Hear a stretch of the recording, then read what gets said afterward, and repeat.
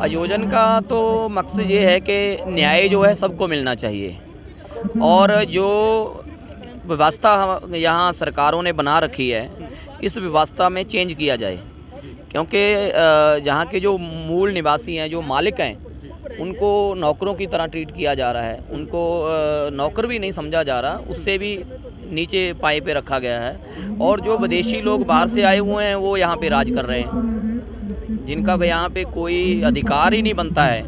उनको तो कोई, मेरे हिसाब से कोई अधिकार होना ही नहीं चाहिए, ना यहाँ पे वो ज़मीन खरीद पाएँ, ना वो यहाँ पे नौकरी कर पाएँ, लेकिन वो लोग राज कर रहे हैं। और जो मूल निवासी हैं, जिनकी ये जगह है, वो लोगों को दबा के रखा जा रहा है। जो उनके सोर्स हैं वो लूटे जा रहे हैं। इस व्यवस्था को बदलने के लिए और हमारे जो समाज है उसको जागरूक करने के लिए ये जो हो रहा है वे बहुत ज़रूरी है, और ये हर गांव में होना चाहिए, ताकि हमारे जो लोग हैं उनको पता ही नहीं है कि उनका अधिकार क्या है। हाँ, चुनाव तो एक प्रक्रिया है जो चल रही है, पर जो बहुसंख्यक वर्ग है जिसको आज़ादी के बाद से आज तक हक अधिकार नहीं मिले हुए हैं, उन्हीं हक अधिकारों की प्राप्ति के लिए जो सामाजिक न्याय मंच का आयोजन किया गया है, और पूरे देश से दूर दराज से बहुत सारे लोग आए हुए हैं जो कि अपने हक अधिकारों के लिए जागरूक हो रहे हैं और उनको प्राप्ति की दिशा में कार्यरत हैं।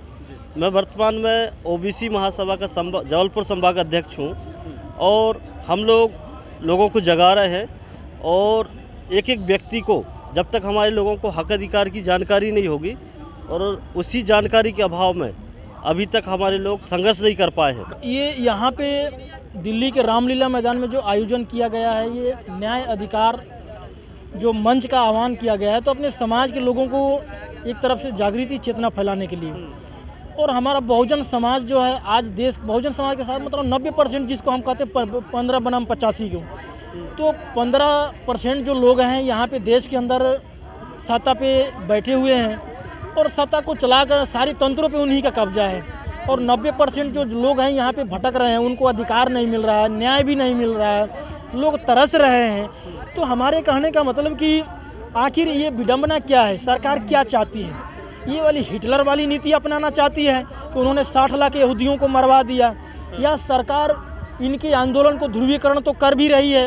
अब रही बात कि इनके साथ साथ यदि जेलों में डाल करके उनका ध्रुवीकरण किया जा रहा है, तो देश के अंदर जो हमारे देश के जो राष्ट्रपति द्रौपदी मुर्मू जी ने जो स्टैंड लिया है, जो उन्होंने सवाल उठाया है, तो ये बहुत अच्छा उन्होंने सवाल उठाया है। ये तो आगाज 6 तारीख से हो चुका है, 6 दिसंबर से, और कहने को 2 दिन का है, लेकिन यह आंदोलन 2024 तक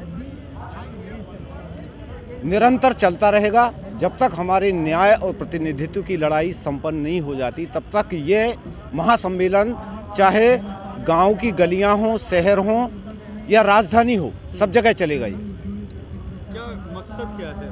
मकसद इसका ये है कि हमारा जो SC ST OBC अल्पसंख्यक माइनॉरिटी समाज है, ये देश के अंदर लगभग 96% इसकी आबादी है, और देश का असली जो शासक होना चाहिए वो इसी को होना चाहिए, जो आज दर दर की ठोकर खा रहा है और अपने अमूल्य वोट को देकर स्वयं के ऊपर जो परेशानियां झेल रहा है, जो समस्याएं झेल रहा है, जो आर्थिक शोषण करवा रहा है, शैक्षणिक रूप में जो आज सबल नहीं हो पा रहा है, ये उसका सबसे बड़ा कारण है। इसका मकसद ये है कि जो देश की कुल आबादी का जो 85% हिस्सा है ST SC OBC और माइनॉरिटीज़ का, जो देश के मूल निवासी हैं, इनको जो वास्तविक अधिकार नहीं मिला है, उन अधिकारों को प्राप्त करने के लिए ये लड़ाई जारी है, और ये अधिकार मिलने तक चलेगा। ये निरंतर कार्यक्रम चलेगा। अभी तो 2 दिन का कार्यक्रम है ये रामलीला मैदान में,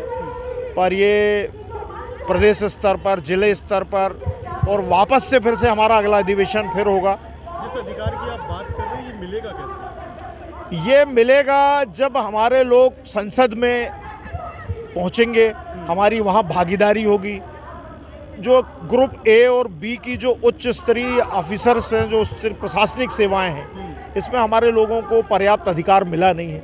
न्यायपालिका में हमारी हिस्सेदारी मुश्किल से 5% भी नहीं है। जब न्याय करने वाले में हमारे लोग नहीं बैठे हैं, तो हमको न्याय कैसे मिलेगा?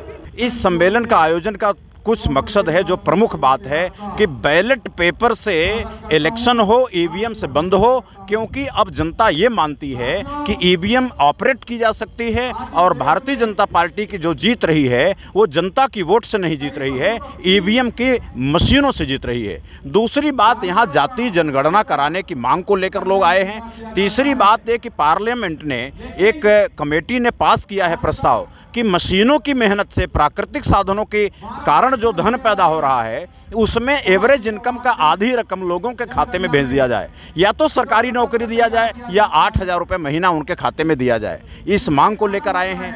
आईएएस की नौकरियों पर जो प्राइवेट लोगों को बैठाया जा रहा है उसको रोकने की मांग को लेकर यहाँ आए हैं। रिजर्वेशन प्राइवेट सेक्टर में भी लागू हो, इसको लेकर लोग आए हैं। ये मांग भी हो रही है कि जो बड़े बड़े कारपोरेट हाउसेस हैं वो सरकार को चलने नहीं दे रहे हैं, तो इसलिए जो सबसे बड़ी 2 निगम हैं, कंपनियां हैं, उनका हर 10 साल में राष्ट्रीयकरण होता रहे।